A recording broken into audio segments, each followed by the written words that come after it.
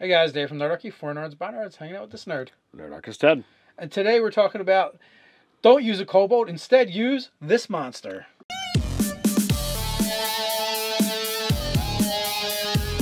Jump down the description below where you can sign up for Nerdarchy the newsletter, get weekly gaming tips, as well as learn how to game with Nerdarchy.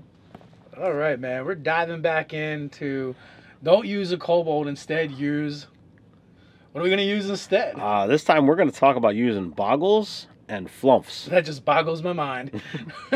All right, so as usual, we try and pick something that is actually of a similar or same CR. So, what are we looking at with a kobold? What are we trying to replace here? Kobold is a challenge 8th, 12 hit points. Sorry, 12 armor class, 5 hit points, speed 30, sunlight sensitivity, pack tactics. +4 to hit, die 4 +2 damage. But that's not everything that a kobold is. Kobolds, they're kind of tricksy. They're tricksters.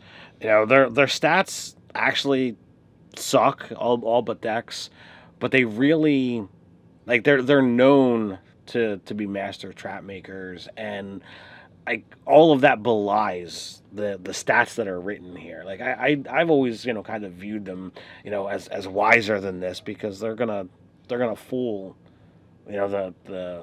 the surface folk with all the things that they can do. So that becomes a little bit trickier. They have... You're thinking about it, your mentality is completely wrong. You have to think in hundreds and thousands of kobolds, right? But because, one of them is really unwise, but when you have like 100 of them to mess up, it doesn't matter. That's true.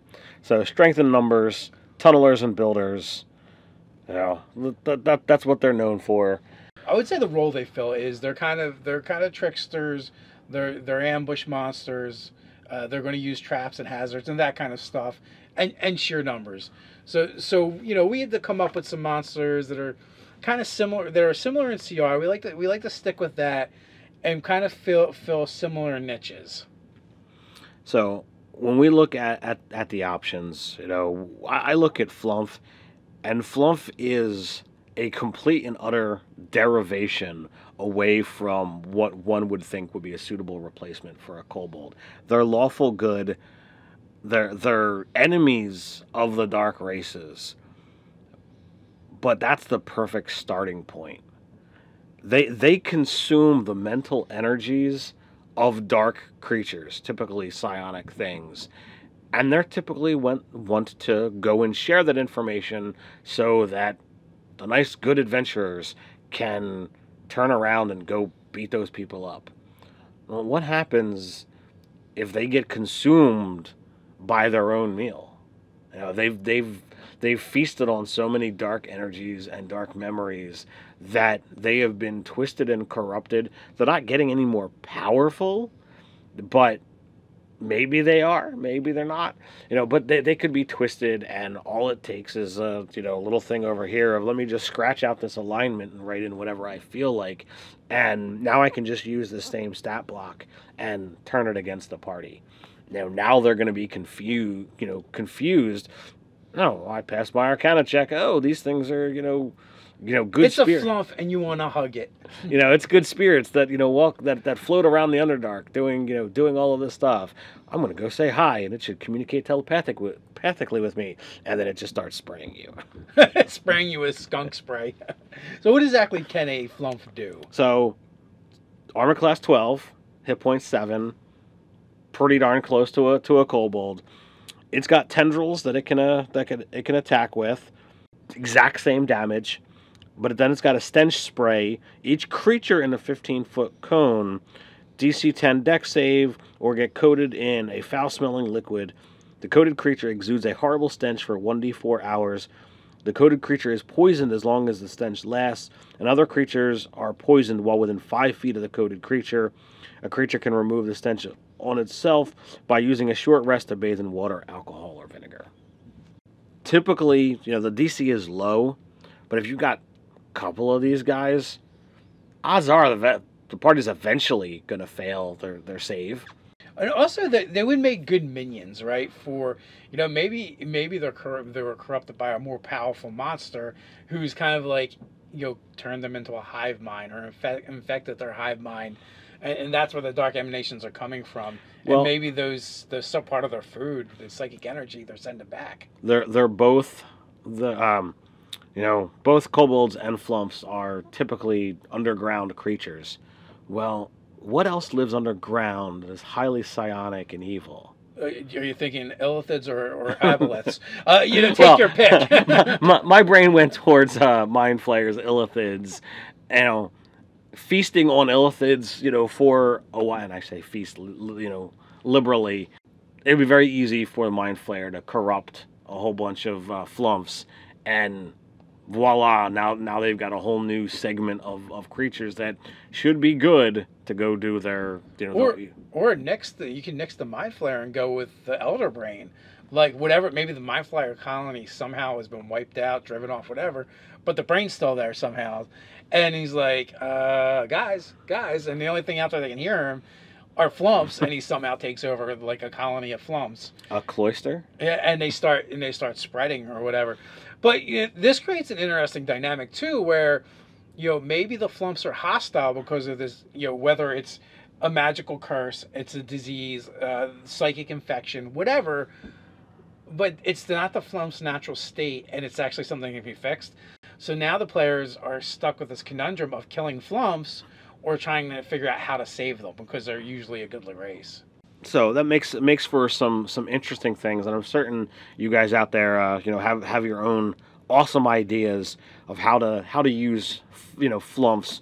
But I think that, given the numbers, they're totally there to do. They've got the ability to talk telepathically, which adds a little bit of fun element when they're taunting right into your own mind, especially if you turn them to evil. They've got a telepathic shroud. It's immune to any effects that would sense its emotion or read its thoughts, as well as divination spells. So as they're lurking around, you can't divine them, which is pretty cool. And it makes it easier for them to ambush you because you have no way of knowing they're actual evil flumps, especially if their eyes aren't glowing red quite yet. So there you go, Flumph. I think they'd be a good replacement for Kobold. Now I picked Boggle, but I'm a little boggled here because I'm not sure why they're an 8th challenge like the Kobold, because they're small fae. All right, cool. We're going a little bit different. Chaotic neutral, again, not evil but crazy. But then armor class 14, hit points 18, speed 30 climb. Wow. Yeah, that's a big difference. These guys get skills: perception, sleight of hand, stealth. They have damage resistance to fire. They have dark vision. They only speak Sylvan. So, but they do some cool things, right? Oh, that's not all? That's not all. They do some cool things. But wait, there's more. They have boggle oil. They can be slippery or sticky, but not both at the same time. So it makes them either hard to hold or hard to shake. It also makes it easier for them to steal things. They can create these little dimensional rifts that they can either go through or reach through, and they kind of like use them to like steal things from afar or attack you from afar or something like that. They have uncanny smell, so they have good smell. They have a really weak attack, and the other thing is, that sticky or slippery touch I was talking about. They can actually make puddles of that stuff. Now, granted, their DCs are all like 11, so it's not like it's going to be very hard to overcome. But they seem to just get a lot of abilities, hit points, better armor class compared to some of the other 8ths. But I feel like this is a really fun monster where you could use one or a small group of them to just F with your players. Things are turning up missing. They're tying your shoelaces together and then making them sticky. They're doing all this stuff to just mess with your players with the camp. And it could be for fun. They could be doing it for fun. It could be because, well, maybe in the area where they're from right now, miners are set up or loggers are set up, and they don't like the intrusion, and you have to solve the problem, and it turns out it's these fae. They're not necessarily evil or bad, but you've annoyed them, so now they're extra annoying, so you might have to like solve that mystery. Yeah, the dealing with the crazy people problem is challenging because you never know what exactly they're going to want, and it might be just dude, they started cutting down that tree, or they're cutting down trees in a pattern that I don't like. You know, I want you to do straight, you know, or I want you to do circles, you know. Like, you could literally present a problem that is not going, or you could present a solution that's actually not a problem for all involved because the methodology just doesn't fit their mentality. And I think that could be a lot of fun. So when you present that, okay, well, once you've managed to work out, let's have a conversation. And they're like, well, we want this. Like, the players might literally just start laughing at you, you know, because of, you know, so, you know, they're chaotic neutral. I mean, come on. They moved the red stone. This is war. Until it goes back. Well, did they take? No, they just moved it. Why don't you put it back? Because we can't do that. We're not touching the redstone. I mean, it's red. I mean, come on. Well, then the other thing too is, what if you did something? I'm also have an idea for something fun, like a Boggle bell, right? So, you know, the church in town, they commission a brand new bell. It's awesome. It sounds great, and you know, they ring it at a certain time every day. But every time they ring it, you know, 1 to 4 Boggles show up. You know, it's enchanted, it's cursed, whatever. But the players don't know what the problem is, and you know, so you go through it, and the town is being overrun by Boggles, and they're all like dealing with the Mad Hatter. You don't actually exactly know what to do. They don't know how they got here. You know, some of them like it, some of them don't, and you know, they're pests, right? So you use it you pester the players until they can solve the problem. You can keep killing them, but they keep showing up because you know the bell keeps. The bell rings, the Boggles show up, and problems happen. Yeah, I might have to do that adventure, the Boggle Bell.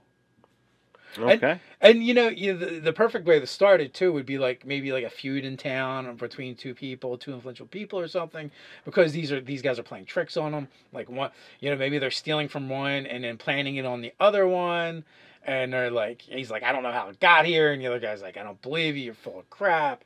So you know, I would lead up to it like something like that, and not let at least a couple days of the bell ringing go by before they realize that the real problem is these Boggles showing up, and then they have to figure out, okay, the next step is, first step, identifying that the actual problem is the Boggles. Then after that, the next step would be to identify why are they showing up, and then after that is how do we stop it. So if you've had like a week, you know, 7 die 4 worth of Boggles running around, that's a lot of chaos, a lot of confusion. It could definitely get interesting. So what do you guys think? Do you feel that the Kobold is easily replaced by something as cool as the Boggle or the Flumph? What would you use instead of a Kobold? It's a great part to continue that conversation. That's down in the comments below. While you're down there, don't forget to like, share, and subscribe. You can check us out over at Facebook. So until next time, stay nerdy.